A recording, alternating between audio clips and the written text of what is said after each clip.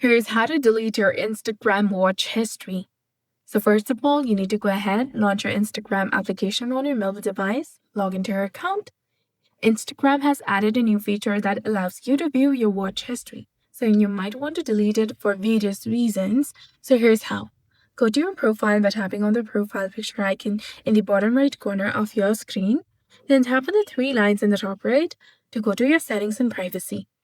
Now tap on your activity option, which is between archive and notifications under how you use the Instagram section. Once you tap on that, you need to go ahead, scroll all the way down to the bottom, and you'll get the option of watch history, which is between time spent and account history. Go ahead and tap on that.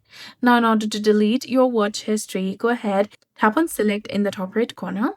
Then select the videos that you've watched, which is saved as history on your watch history. Go ahead, select all of it, and then tap on remove in the bottom of the screen, which is highlighted in red color, and you'll be done. This way you can easily go ahead and delete your watch history on Instagram.